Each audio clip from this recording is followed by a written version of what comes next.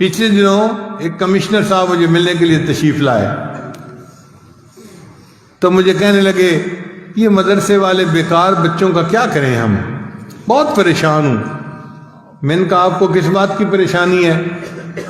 کہنے لگا کہ دیکھیں نا، یہ پڑھ لکھ کے بیکار ہوتے ہیں، کسی کام کے نہیں ہوتے، نہ کوئی ان میں سے ڈاکٹر ہوتا ہے، نہ کوئی انجینئر ہوتا ہے، کما کچھ نہیں سکتے، سوسائٹی کے قابل نہیں ہوتے۔ ہم اتنے لاکھوں طلباء کا کیا کریں؟ میرا تو دل چاہتا ہے مدارس کو بند کر دیا جائے۔ پھر میں نے کہا کہ کمشنر صاحب، میں آپ کو چند باتیں کہوں گا، آپ برا نہ منائیے گا۔ کہتے ٹھیک ہے۔ میں نے کہا کہ یہ جو چند درویش قسم کے لوگ ہیں نا طلباء، یہ ہیں شہزادے، اور ان شہزادوں کی وجہ سے اللہ آپ کو بھی رزق دے رہا ہے۔ تو حیران ہو کے پوچھتے ہیں کیا مطلب؟ میں نے کہا ان کے قرآن پڑھنے کی وجہ سے اللہ آپ کو رزق دیتا ہے۔ اگر یہ نہ ہوتے تو باقی لوگوں کو تو اللہ پینے کو ایک گھونٹ پانی بھی نہ دیتا۔ حدیث مبارکہ میں ہے کچھ اللہ کے بندے ایسے ہوتے ہیں وَبِهِمْ يُنصَرُونَ، اللہ ان کے ذریعے باقیوں کی مدد کرتے ہیں۔ وَبِهِمْ يُمْطَرُونَ، ان کے صدقے اللہ بارشیں برساتے ہیں۔ وَبِهِمْ يُرْزَقُونَ، اور ان کی وجہ سے اللہ باقیوں کو بھی رزق عطا فرما دیتے ہیں۔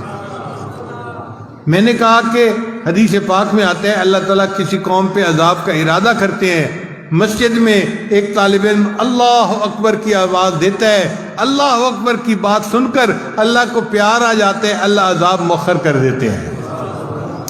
اگر یہ تمہارے شہروں کا معاملہ ہوتا جو تم نے کلب بنائے ہوئے ہیں اور جو تم نے بازاروں کے اندر عریانی فحاشی پھیلائی ہوئی ہے، تو اللہ کسی کو پینے کو ایک گلاس پانی نہ دیتے۔ اگر تمہیں کچھ مل رہا ہے تو ان فقیروں کی وجہ سے مل رہا ہے۔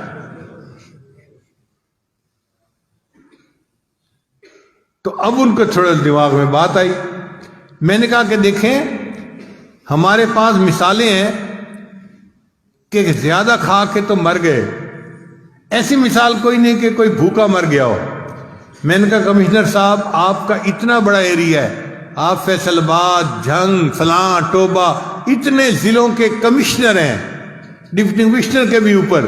اب آپ مجھے بتائیے آپ نے کبھی سنا ہو کہ کوئی حافظ، کوئی مولوی بھوک پیاس سے مر گیا ہو؟ کہتے نہیں سنا۔ پھر میں نے کہا اچھا میں اب آپ کو ایک بات اور بتاؤں کہ کیا؟ میں نے کہا کہ آپ کی وجہ سے ہمارے پیٹ اللہ نے بڑھا دیے ہیں۔ اب یہ بات ان کے سمجھ میں نہیں آئی۔ میں نے کہا ہمارے پیٹ اگر لگے ہوتے نا 7 کمر کے تو ہر کسی نے کہنا تھا بیچارے کھانے کو ملتا کچھ نہیں، ہڈی بنے پھرتے ہیں۔ اللہ کہتے ہیں نہیں، یہ پانی بھی پئیں گے تو میں ان کو موٹا بنا دوں گا، تاکہ ان کی شکل دیکھ کے ہی پتہ چل جائے یہ بندہ بھوکا نہیں ہو سکتا۔ میں نے کہا دیکھو ہمارے پیٹ تمہاری وجہ سے بڑے ہوئے ہیں، تم نہ مدرسے والوں پہ اعتراض کرتے تو اللہ ہمیں بھی سمارٹ بنا دیتے۔ پھر میں نے کہا اچھا ہمارے پیٹ بڑے ہوئے ہیں، ذرا آپ پیٹ بڑھا کے دکھائیں۔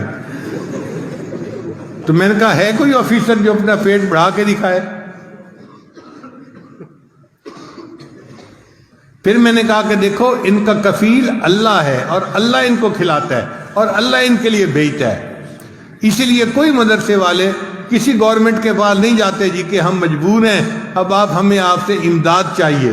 میں نے کہا اپنی امداد رکھیں اپنے پاس، ہمیں بندوں سے کچھ نہیں چاہیے، ہمیں بندوں کا پروردگار دیتا ہے۔ الیس اللہ بکاف عبدا، کیا اللہ اپنے بندے کے لیے کافی نہیں ہے؟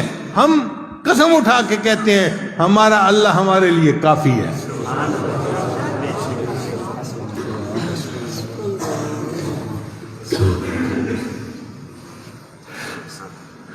پھر مجھے کہنے لگے آپ تو لکھے پڑھے آدمی ہیں، آپ بھی مولیوں والی باتیں کر رہے ہیں۔ میں نے کہا کہ میں نے آپ کو اب حق بات سمجھا دی ہے، تو اب کیا آپ کو سمجھ نہیں آ رہی؟ اچھا میں آپ کو ذرا ایک اور طریقے سے سمجھاتا ہوں۔ میں نے کہا دیکھیں ملک میں انڈسٹری کے گروپ ہوتے ہیں، یہ منشا گروپ آف انڈسٹریز ہے، یہ داؤد گروپ آف انڈسٹریز ہے، یہ کرسنٹ گروپ آف انڈسٹریز ہے۔ کہنے لگے ہاں گروپ ہوتے ہیں۔ میں نے کہا یہ طلباء ہے نا، یہ پرل گروپ آف انڈسٹریز ہے، پرل کہتے ہیں موتی کو۔ کہنے لگا کیا مطلب؟ میں نے کہا آپ کی فیکٹریاں کوئی شوگر بناتی ہے، کوئی ٹیکسٹائل کے کپڑے بناتی ہے، کوئی لوہے کے پرزے بناتی ہے، یہ طلباء ایسی فیکٹری ہیں جو موتی بناتے ہیں. کہنے لگے جی وہ موتی کہاں جاتے ہیں؟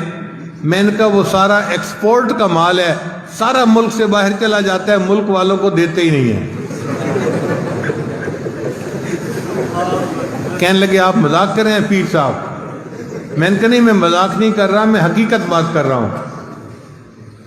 قسم اٹھا کے کہتا ہوں کہ عرش کے اوپر کے جہان کے لیے ندامت کے آنسو نہیں ہیں، وہاں نہیں ہوتے.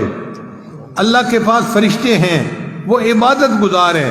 وَمَنْ عِنْدَهُ لَا يَسْتَكْبِرُونَ عَنْ عِبَادَتِهِ وَلَا يَسْتَحْسِرُونَ يُسَبِّحُونَ اللَّيْلَ وَالنَّهَارَ لَا يَفْتُرُونَ. صبح و شام اللہ کی عبادت کرتے ہیں، اس میں کوئی افطار نہیں ہوتا، کوئی وقفہ نہیں آتا. عبادت بہت ہے عرش کے اوپر کے جہان کے لیے، مگر اس جہان میں ندامت کے آنسو نہیں ہیں. تو اس جہان کے لیے یہ امپورٹ کا مال ہے. اللہ نے فرشتوں کو متعین کیا ہوا ہے، جاؤ اگر تمہیں کہیں ندامت کے آنسو ملے نا تو اٹھا کے میرے پاس لے آنا. اس لیے ہمارے طلباء تہجد کے وقت اٹھتے ہیں، اللہ کے سامنے 2-4 آنسو بہا دیتے ہیں. یہ آنسو نہیں، یہ موتی کے قطرے ہوتے ہیں. یہ پرل فیکٹری ہے جو پرل بنا رہی ہوتی ہے. موتی سمجھ کے شان کریمی نے چن لیے، قطرے جو تھے میرے عرق انفعال کے. میں نے کہا اللہ ان کے آنسوؤں پہ موتیوں کا بھاؤ لگا دیتے ہیں، ان کی برکت سے پھر باقی ملک کے لوگ بھی روٹیاں کھا رہے ہیں. پھر ان کے سمجھ میں کچھ بات آئی، کہنے لگے آج آپ نے مجھے بات سمجھائی، یہ تو بڑے اہم لوگ ہیں. میں نے کہا ہاں، اب جو ہے نا جب کبھی آپ کسی کے بارے میں سنیں کہ یہ مدرسے کا طالب علم ہے، اس کو اپنے پاس بلایا کریں، اس کے ماتھے کا بوسہ لیا کریں. یہ وہ بچہ ہے جس کی وجہ سے تمہاری سیٹ بچی ہوئی ہے، تمہارا ملک بچا ہوا ہے، تمہارا ایمان بچا ہوا ہے، یہ تمہارا محسن ہے. تب اس کی سمجھ میں بات آئی. کہنے لگے آپ بات تو ٹھیک کر رہے ہیں. تو الحمدللہ کہ یہ متوکلین ہیں، اللہ ان کو خود رزق پہنچاتا ہے.